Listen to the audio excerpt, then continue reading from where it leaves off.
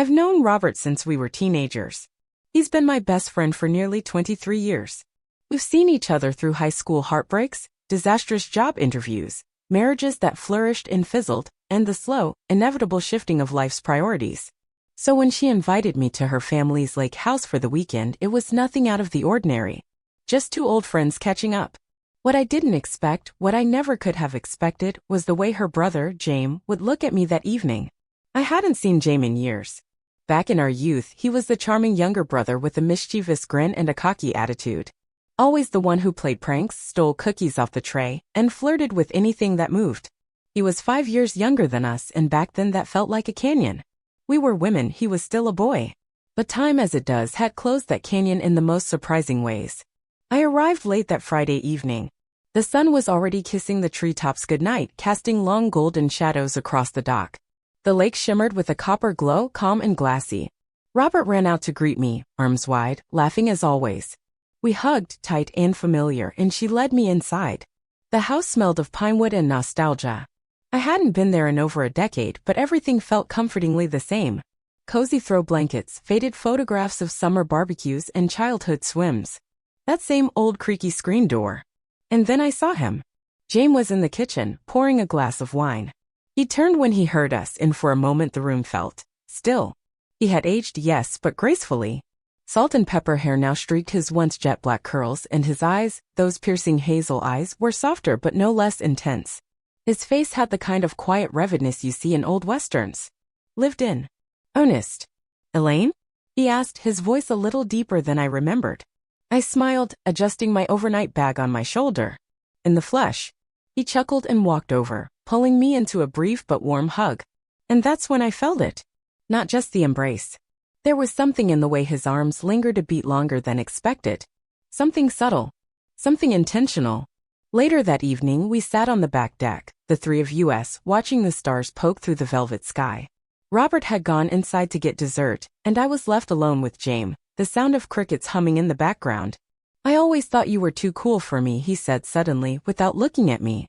I turned to him, surprised. You were a kid.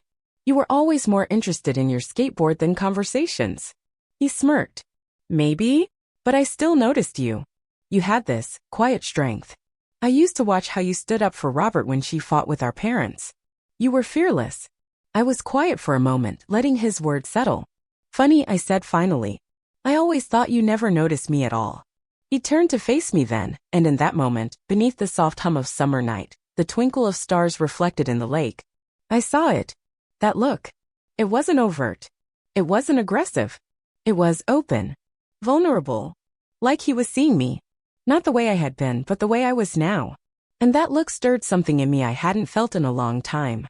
It's strange, really, how you can go years without someone crossing your mind, only for them to reappear and stir your world like a stone dropped in still water.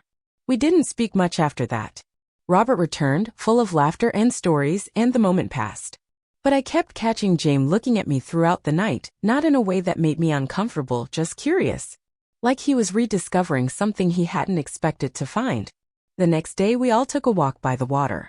The air was fresh, tinged with the scent of pine and lakeweed. Robert went ahead to take a phone call, leaving James and me trailing behind. You still wear that necklace, he said, pointing to the small silver charm resting above my collarbone. I looked down and smiled. Yeah, it was a gift from my late husband. I never take it off. His eyes softened. I remember when you got it. I was 16. You came over for dinner and you couldn't stop smiling. Those were good years, I said, voice low. He nodded. Do you still feel close to him? Sometimes, I admitted. Other times I feel like I'm slowly learning who I am without him. James looked at me with a kind of quiet understanding. Maybe that's the most honest thing anyone can do. We stopped walking. The breeze stirred the branches above us and a bird flitted through the trees. I looked at him and saw something gentle and grounded in his expression.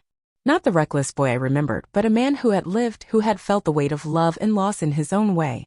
And just then something shifted. He reached out and tucked a loose strand of hair behind my ear. His fingers brushed my cheek, and my breath caught, not because I was startled, but because I hadn't realized how long it had been since someone had touched me like that. Like I mattered. Like I was seen. I didn't move. Neither did he. The moment stretched between us, taut with unspoken emotion, and just as quickly he stepped back, clearing his throat. "I'm sorry," he said. I didn't mean to overstep. But he hadn't. Not at all. I just nodded, unable to find the words. That night, I sat alone in my guest room, staring at the moonlit lake through the window. My thoughts were a quiet storm. Memories, feelings, questions I hadn't dared ask myself in years. Something was happening, something I hadn't expected, and I wasn't sure where it was going. But for the first time in a long time, I was curious enough to find out. The morning sun filtered gently through the thin curtains of the guest room, casting a pale golden glow across the wooden floorboards. I lay in bed longer than usual, listening to the distant sound of birds and the soft creak of the house settling. For the first time in years, I didn't feel the usual urgency to start the day. There was something peaceful about that lake house, something that made time slow down. Maybe it was the stillness of the water, or the familiarity of being around people who knew my history. Or maybe it was the way James had looked at me again. I wasn't imagining it. At breakfast, the three of us gathered around the old farmhouse table. Robert was cheerful and chatty, sharing funny stories from work, but I noticed James' gaze kept drifting toward me. It wasn't intrusive, it was quiet, contemplative, like he was trying to figure something out. And I'll admit I was doing the same. When Robert went into town to pick up groceries, she offered for me to tag along. But I declined, saying I wanted some time by the water. Truthfully, I needed space to think. So I wandered down to the dock, a book in hand, though I barely opened it. The soft lap of water against the wood, the distant call of a loon, it all lulled me into a reflective calm. A while later, I heard footsteps behind me. I didn't have to turn around to know it was James. "Mind if I join you?" he asked, voice low. I smiled. "Of course not." He sat beside me, just far enough to keep it comfortable, but close enough that I could feel his presence. We sat in silence for a bit, the kind that didn't feel awkward but rather companionable. Then he spoke.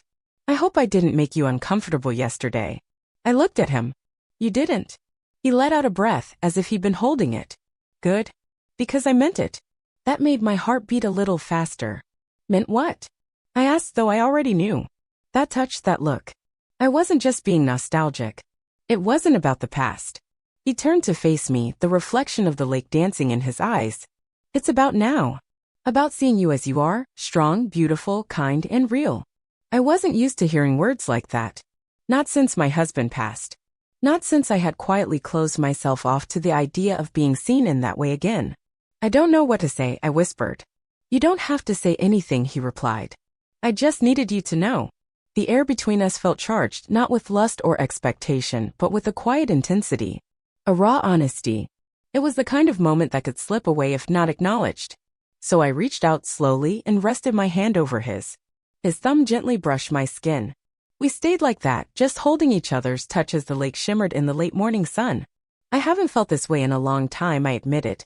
My voice shaky with true. "Neither have I," he said. And then we just sat. Together. No need to fill the silence. Later that evening, after dinner, Robert was upstairs reading. James and I found ourselves alone in the den. The fire crackled in the stone hearth, casting flickering shadows on the walls. "I'm sorry about your husband," James said softly. "I know it's been a few years, but grief doesn't have an expiration date." "No," I said, surprised by the warmth rising in my chest. "It doesn't. Some days are fine. Others, it just sneaks up on me." He nodded. "I lost someone too. A few years back. We weren't married, but we were serious. Cancer. Quick and cruel." I looked at him where he looked. Beneath the rugged exterior, he carried his own quiet grief. Different from mine, but parallel in its weight. And maybe that's what connected us in that moment. Not just attraction. Not just nostalgia. But two people who had both lost something and were beginning to wonder if it was possible to feel again. I stood up, walking toward the window. Outside, the moon hung low, casting silver streaks across the water. "James," I said, still facing the glass. "What are we doing?" He came to stand beside me. "I don't know," he answered honestly. "But I don't want to pretend I don't feel it. Whatever it is, it's real." I turned to him and our eyes met. There was no pressure, no rush, just a question lingering between us. He leaned in slowly, so slowly I could have stepped away if I'd wanted to. But I didn't. When his lips touched mine, it wasn't fireworks or thunderclaps. It was warm, gentle, exploratory. A kiss that asked, "Are you ready?" rather than, "I want you now." And as I kissed him back, I realized something deep in my chest. I was ready. Ready to feel again. Ready to open that locked door in my heart, if only just a little. When we pulled away, we couldn't say much. There wasn't a need. The moment had spoken for itself. That night, as I lay in bed, I didn't feel guilt. Or fear. Just possibility. The kind I hadn't dared believe in for a very long time. I woke up before sunrise the next morning, not out of restlessness, but because I wanted to see the lake at dawn. There's something about that time of day. The soft blue haze before light fully touches the earth. The stillness that feels like the world is holding its breath. I wrapped a blanket around my shoulders and stepped quietly onto the back deck. The air was cool and smelled faintly of pine and damp earth. Mist rolled off the lake's surface like a secret being whispered into the sky. And then I heard the door creak behind me. James. He didn't say anything right away, just joined me, handing over a warm mug of coffee, which I took with a quiet nod. His presence felt easy now, like he belonged there, beside me, sharing the silence. I couldn't sleep, he said. Me neither. We stood together, the blanket around my shoulders brushing his arm, every time the breeze shifted. There was something sacred about that moment. No grand declarations. No rushing forward. Just two people slowly stepping out of their separate shadows. He turned toward me after a long stretch of quiet. I haven't been able to stop thinking about you. I looked at him, searching his face for any trace of insincerity. There was none. I know this is complicated, I said softly. Robert, she doesn't know. And I don't even know what this is yet. I'm not asking for answers, he replied. I just want to be honest with you. I swallowed hard, the warmth of the coffee grounding me. We've both been through too much to play games, I said. So let me be honest too. This feels real. And terrifying. But also kind. That word lingered between us. Kind. It wasn't about thrill or infatuation. It was about finding something gentle in a world that hadn't been so gentle for a long time. That morning we didn't kiss. We didn't touch. We simply were. And that in itself felt more intimate than anything physical. But of course the quiet couldn't last forever. Robert returned around noon from town. She burst through the door with the same energy she always had, arms full of fresh fruit and weekend gossip. She didn't notice the subtle shift between James and me. Not yet. But I was aware of every glance, every pause, every stolen smile. Later that afternoon, the three of us went kayaking. The sun was bright, glittering on the water, and Robert was laughing as she tried to steer with her usual lack of coordination. James and I stayed a little behind, our paddles barely disturbing the mirrored surface of the lake. I've missed this, Robert called out ahead. All of us beamed together. James looked at me. Me too, he said. But the way he said it wasn't about nostalgia. It was about now. That evening after dinner, Robert went to bed early, claiming a headache. I offered to help clean up, and James stayed behind, drying dishes beside me in the warm glow of the kitchen. Our hands brushed once and then again. I think we need to talk, I whispered. He nodded, drying his hands on a dish towel, then leaning back against the counter. I care about her. She's my best friend, I said. If she knew something was happening between us, it would change everything. James nodded slowly. I get that. But let me ask you something. I've looked up. If we didn't do anything, if we kept pretending there was nothing here, would it hurt any less? Would it make it not real? I bit my lip. No, it wouldn't. He stepped forward, close enough that I could feel the heat from his body, but still keeping just enough distance to let me decide what came next. We don't have to rush this, he said. I don't want to hide it, but I also don't want to do anything that would hurt you or her. I nodded. Maybe we just take it one moment at a time. He smiled, and it was the kind of smile that made you feel safe. That night, I didn't sleep in my guest room. But I didn't sleep in his either. We ended up back out on the deck, a blanket between us, watching the stars. Our shoulders touched, and our hands found each other beneath the fabric. There was no urgency. No pressure. Just comfort. Warmth. A deepening trust that didn't need to be named to be understood. Somewhere in the middle of the night, I rested my head on his shoulder and closed my eyes. I don't know what tomorrow brings, I murmured. Neither do I, he replied. But for tonight, I'm right here. The next morning arrived wrapped in gold. I woke up on the deck, the blanket still pulled over us, my head resting against James' shoulder. The lake was glassy and pale, the world hushed as if holding its breath for what came next. I didn't move at first.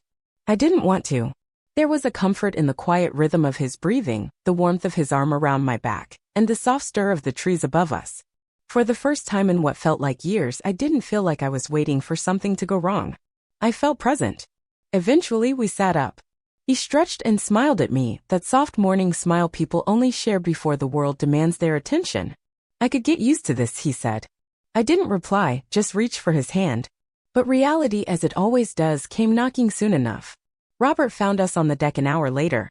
She stepped out carrying 2 mugs of coffee, already halfway through a story about a ridiculous squirrel that had made its way into the pantry. And then she paused. Her eyes flicked from me to James, our proximity, the way our fingers slowly slid apart, but not fast enough to be unnoticed. She didn't say anything. Not then. She simply handed me the mug and sat down beside us, quiet. We didn't speak about it all morning, though I felt the shift like a tremor under my skin. By afternoon, I couldn't avoid it anymore. I found Robert on the back porch, sitting alone, legs curled up beneath her. Her gaze was focused on the trees, but I knew her thoughts were elsewhere. "Can I sit?" I asked. She nodded. I lowered myself beside her, the tension between us crackling like distant thunder. "I should have told you," I began, "about me and James. I didn't mean to hide it, I wasn't sure what it was yet. I still don't know what it is." She didn't speak for a long time, just sipped her tea and stared out into the forest. "He's my brother," she finally said. "And you're my best friend. It's a strange thing to imagine you together." "I know," I said quietly. "Believe me, I didn't expect it either." But she continued, turning to me, "I also know what you've been through. I know how lonely the nights have been for you. I've seen it in your eyes even when you smile." I blinked back, tears. "And if someone," she added, her voice breaking just slightly, "if someone is giving you a reason to feel alive again, I would never stand in the way of that." I reached for her hand and she didn't pull away. "Thank you," I whispered. But she said with a small smirk, "I'm going to need a little time to get used to the idea." I laughed, a short, surprised sound that felt like release. "Fair enough." We sat in silence for a while after that, not awkward but companionable. Like we had broken through something deeper and come out the other side more honest with one another. That evening, James and I took one last walk along the lake before I left. The sun was setting, spilling warm amber light across the water. The path was quiet, only the crunch of pine needles beneath our feet and the occasional call of a distant bird. "I'm not expecting a fairy tale," I said softly. "I'm not offering one," he replied with a smile. "Just something real, something worth exploring." I turned to him, taking his hand. "I want that too." He leaned in and kissed my forehead. Not a passionate kiss, not dramatic, but tender, loving. When it was time to say goodbye, there were no promises, no dramatic scenes, just a long hug that lingered with all the meaning neither of us needed to say out loud. As I drove away from the lake house, the sky darkened behind me, and the road stretched quiet and open ahead. And I thought about everything that had happened, about what it means to love again, not with youthful abandon, but with the wisdom of someone who has already known loss. I thought about James' quiet strength, the way his presence felt like a steady current instead of a crashing wave. And I thought about myself, about how much I had closed off and how, maybe just maybe, I was beginning to open back up again. Not for someone else but for me.